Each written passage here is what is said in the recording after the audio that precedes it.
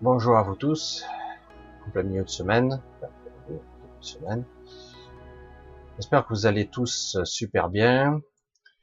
Je prends la parole une fois de plus pour vous dire des choses qui sont en plus bizarres. Et donc, je sais pas si vous avez entendu parler à un moment donné, d'une certaine époque, on nous disait qu'il y aurait peut-être des divulgations sur certains secrets, notamment les secrets sur les ovnis, secrets sur les ovnis. Euh, Comme j'ai essayé de le dire ou préciser, en ce qui concerne l'ufologie, il n'y a pas qu'un seul phénomène, il y en a plusieurs. Il y a toutes sortes de choses qui se passent. Il y a des sphères, voire des Merkabas qui circulent, des super Merkabas. C'est de l'énergétique, ce sont des consciences et autre chose.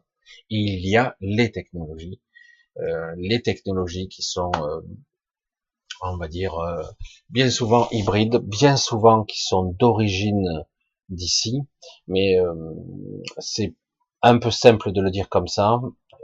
Les humains travaillent en collaboration entre guillemets avec des extraterrestres depuis pas mal de temps. En contrepartie, eux font des expériences sur nous. En contrepartie, les extraterrestres exploitent certaines ressources dont j'ignore les tenants et les aboutissants. Et aussi, comme je vous le disais, il y a aussi d'autres extraterrestres qui sont en fait plus des observateurs et normalement qui ne doivent pas intervenir. Et depuis quelque temps, ils n'avaient plus trop le droit de venir sur Terre. Comme quoi le confinement, c'est aussi, ça a été étrange, c'est aussi pour interdire la venue d'observateurs extérieurs. Tout ça pour dire quoi? Je vous ai parlé aussi de au-delà du mur de glace, du pôle sud. Vous savez, le pôle sud n'est pas le pôle nord. Le pôle sud, c'est plutôt de la glace, c'est plus un continent, j'allais dire, que une sorte de calotte glaciaire, juste un glaçon qui flotte. C'est un peu caricatural, mais c'est en gros c'est ça. Et vous entendez quasiment jamais parler du pôle sud, et pourtant c'est là où il y a le plus d'activité. Pourtant on nous parle beaucoup plus pour le passage d'un aléoduc, de bateaux, etc., pour les lois maritimes, etc., qui vont s'exercer, ou d'exploitation de toutes sortes de choses qu'ils veulent faire dans le pôle Nord. Mais en réalité, dans le Sud, c'est beaucoup plus complexe, il y a beaucoup plus de sécurisation, parce que je vous l'ai dit, il y a une cité par-delà le mur de glace qui est en train, là, actuellement, ça y est, elle tombe, elle est en train de tomber de façon naturelle. Non, oui, non, non. Tremblement de terre, donc c'est en fait naturel, mais en fait c'est induit. Ça y est, et donc quelque part c'est un petit peu l'opération panique. Hein. Euh, il y a donc tous ces vaisseaux, parce que ce sont des technologies de pointe qui sont bien plus avancées que ce qu'on nous on connaît, évacuent pour revenir au niveau pôle sud, revenir par la barrière et revenir ici parce que quelque part, ben, ils ont nul endroit où aller, tout s'écroule là-bas. Éclair, tremblement de terre, c'est l'enfer là-bas. Donc ils n'avaient plus, ils disent vous devez partir, ils ne voulaient pas, ils luttaient, il y avait déjà des petites escarmouches et ça bougeait, mais là c'est terminé, c'est Exodus, il se barre. Le problème est, alors ça je suis resté bête parce que là ça devient un petit peu bizarre parce que si tu laisses aucun moyen de repli, ça laisse un petit peu, enfin ça risque de provoquer des situations un petit peu dangereuses. Ils n'ont pas le droit de revenir dans la zone Terre. Il n'y a pas de zone neutre sur la zone Terre. De zone neutre, c'est la zone de l'expérimentation, c'est ici, et c'est très compliqué. Et il y a des règles quand même dans ce qu'on appelle l'exploitation. Ils en ont enfreint un bon paquet, qui continue d'ailleurs. Et mais néanmoins, les vaisseaux et les technologies qui viennent de du pôle sud, certaines ont commencé déjà à traverser le monde. Si par hasard vous passez d'un beau ciel bleu et que l'heure d'après, voire même les 30 minutes après, vous avez un ciel opaque, gris, opaque vraiment, ne vous inquiétez pas, c'est que quelque part il se passe des choses là-haut. On vous cache ce qui se passe, donc ils peuvent passer, etc. Ce que j'ai souvent constaté. Et donc, il y a quand même, parce que c'est arrivé jusqu'à des grands médias, où il y a des manifestations d'ovnis très très visibles en ce moment partout dans le monde, même si le plus gros de ces vaisseaux entre guillemets sont bloqués en Antarctique, il y a de gros conflits pour les empêcher de passer, parce qu'ils n'ont pas le droit de venir ici, et ils n'ont pas le droit de rester là-bas. Je dis, mais ils font comment? Donc forcément, on crée une... Et oui, mais du coup, il y a un gros conflit, et là, certains ont eu autorité donc pour les empêcher d'aller plus loin. Certains sont déjà passés, ça fait déjà quelques jours déjà même, et là par contre, c'est actuellement le pôle Sud est le théâtre d'un véritable petite guerre des étoiles sur Terre, et on a du mal à imaginer ça, d'autant que les médias ne parlent que de quelques manifestations ici et là, si vous cherchez bien encore, parce ils ont ordre de ne rien dire, ordre de rien dire. Alors c'est pour ça, si vous avez l'impression de faire encore plus le yo-yo, c'est-à-dire si vous avez l'impression encore plus d'avoir des montées et des descentes d'énergie, parce que là c'est assez déconcertant de passer à... Ça veut dire que la simulation dont nous sommes ici, issus tous, où nous vivons, cette simulation, elle est fortement perturbée en ce moment. Ça y est, Michel Délire, il a fumé la moquette. Et ouais, non, c'est vrai que c'est assez hallucinant de voir les changements à vue de pression spirituelle et énergétique qu'il y a. Là, si ça y est, super. Ah non, c'est fini. Ah ça y est, super. Non, non, c'est terminé. On fait ça, on n'arrête pas d'osciller. Et pour ceux qui sont sensibles, si vous avez des sifflements d'oreilles aigus, vous faites pas, hein, moi ça n'arrête pas. C'est impressionnant. Dans ce qu'on appelle les influences d'entités, les influences de nos pensées par les égrégores et par les inductions mentales, parce qu'on subit il y a donc je crois que j'en ai pas trop parlé, mais actuellement il y a toutes sortes de technologies qui sont des ondes, on appelle ça des ondes corpusculaires, qui sont émises dans l'atmosphère, qui influencent entre guillemets notre état de conscience. Et du coup, ils essaient de nous maintenir fortement en basse pour qu'on soit pas capable de réaliser ou de rationaliser l'information qu'on pourrait percevoir. C'est-à-dire qu'en gros, si on voyait quelque chose qui sorte de l'ordinaire, on aurait du mal à l'appréhender ou même à y croire. Et le fonctionnement de notre psyché est conçu pour, si ça n'arrive pas à un seuil cognitif de conscience particulier, à un certain stade, eh ben, l'esprit rationnel lisse et efface l'information. Donc, en gros, non, non. Ah bon, je croyais. Non, non, il s'est rien passé. J'ai cru voir un truc. Voilà. Et en gros, c'est ça. Ça donne cette impression de j'ai cru, mais non. Parce que votre système cognitif est maintenu dans un état de perception très, très basique. Tous ceux qui font de l'hypnose connaissent un petit peu ces états. Mais c'est très, très particulier. Et ça provoque des troubles, migraines. C'est assez déconcertant. On a du mal, certains ont du mal à avancer, une fatigue chronique. Du coup, ça allait mieux, puis ça va moins bien, puis ça va mieux à nouveau, puis ça va moins bien, parce que voilà.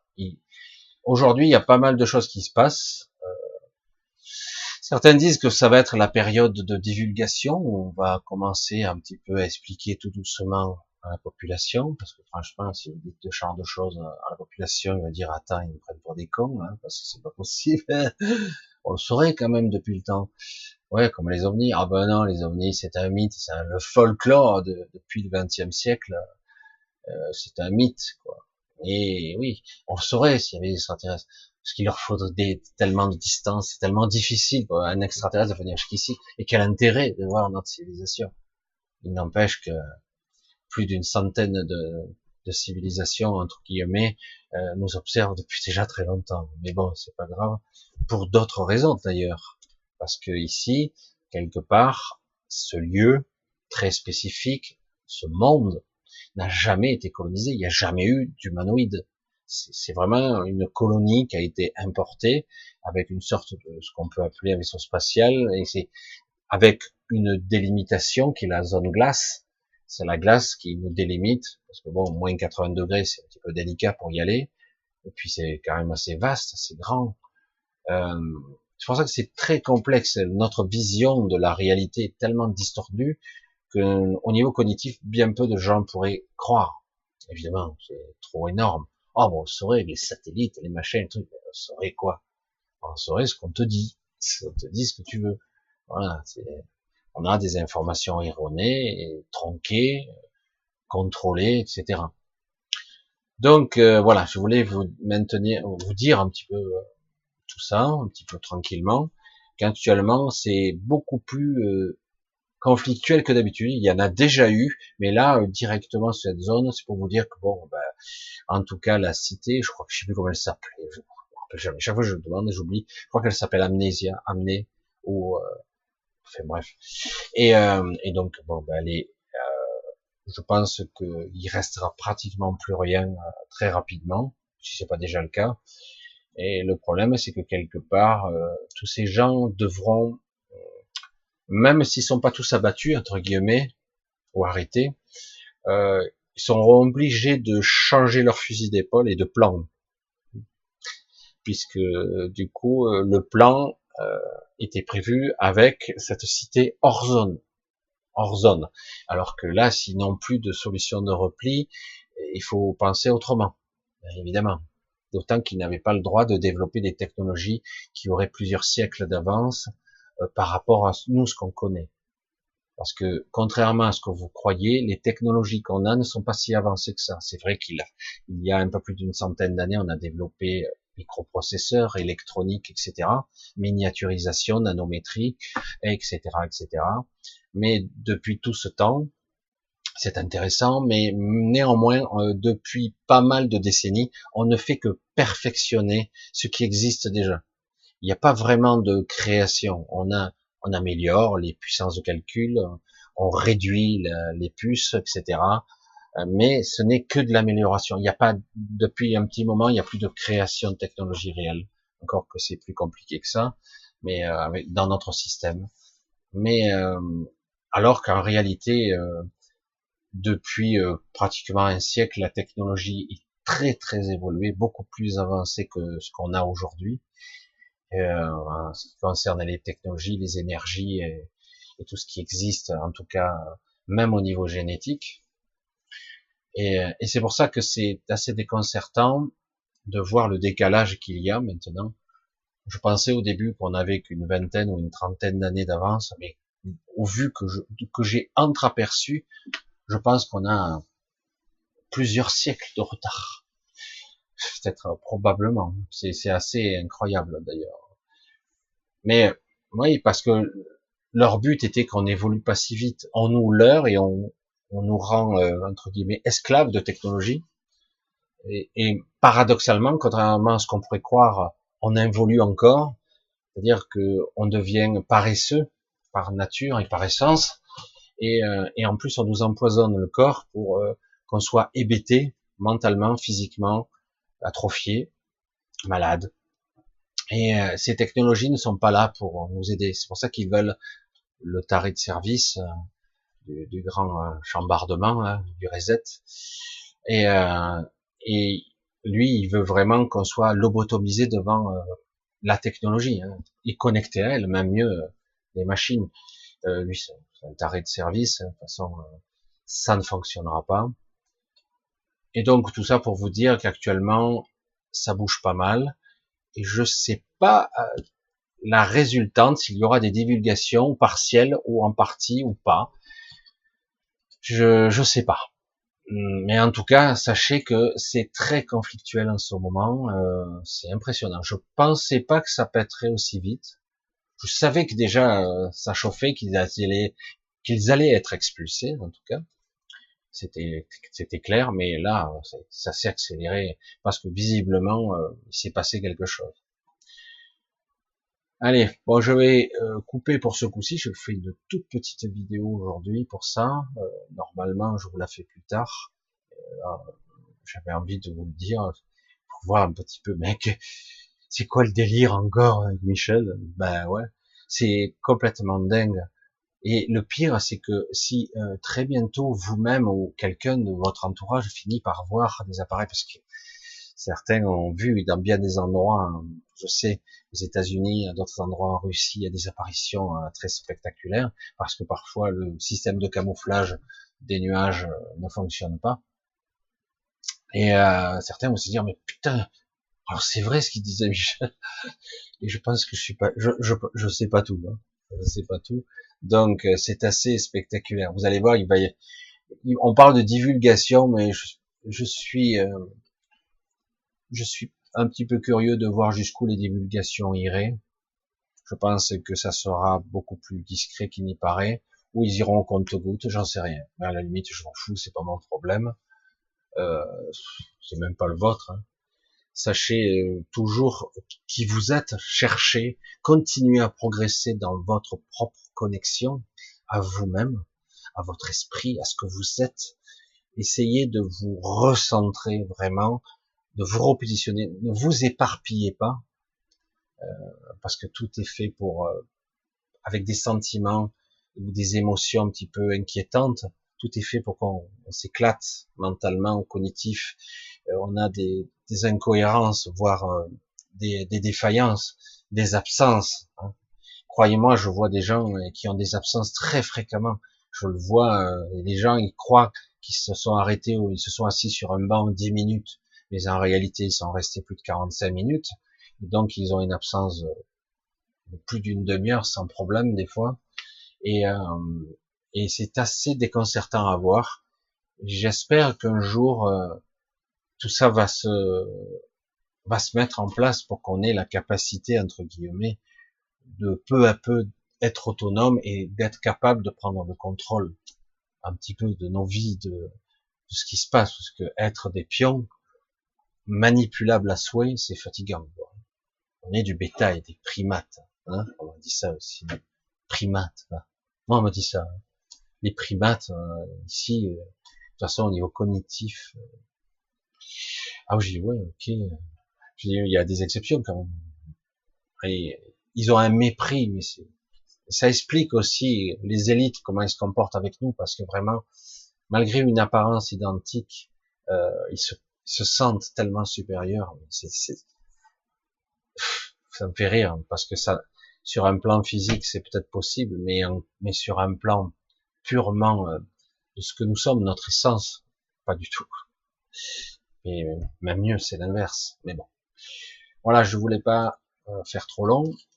Je sais pas si je ferai une autre vidéo dans la semaine, on verra. Parce que là, je voulais juste vous parler de ça. C'est assez énorme. Ça, ce qui fait que aussi certains États actuellement rétropédale. Oh là, leur plan il commence à déraper. On attend, hein. Statu quo, on attend.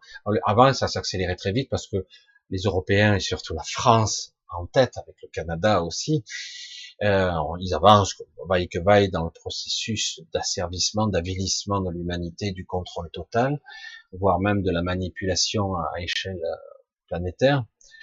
Mais d'autres commencent à rétropédaler, on attend, oula, puisqu'ils sont en train de perdre un petit peu l'avantage, parce qu'ils avaient un gros avantage, ils sont en train de... Alors, du coup, beaucoup attendent, voir le statu quo, voir comment ça va se passer. Alors, il va falloir attendre et observer les événements à venir, dans les semaines à venir, pour voir un petit peu, au niveau économique, stratégique, tout ce qui va se passer. Je pense qu'il va y avoir des surprises encore. Il y en a déjà eu, mine de rien, mais là, ça continue. Allez, je vous fais de gros bisous, je vous embrasse tous, je vous remercie tous pour vos soutiens, votre amitié, votre amour même des fois. Des fois je dis, oh, c'est grave, des fois je sais pas comment le prendre, mais bon, je le prends du bon côté parce que c'est vrai que c'est c'est touchant quelque part d'avoir des membres de notre famille, parce que c'est parfois le cas, c'est ça qui est fou, parce qu'il y a des gens, on se connaît d'avant pour certains. Mais c'est un petit peu long à expliquer, et on a oublié qui nous étions, hein. Et donc, merci beaucoup, et je vous embrasse tous, je vous dis à très vite, je n'ose pas vous dire à samedi directement, mais en tout cas, au minimum, à samedi prochain. Bye bye. Bisous à tous. Ciao, ciao.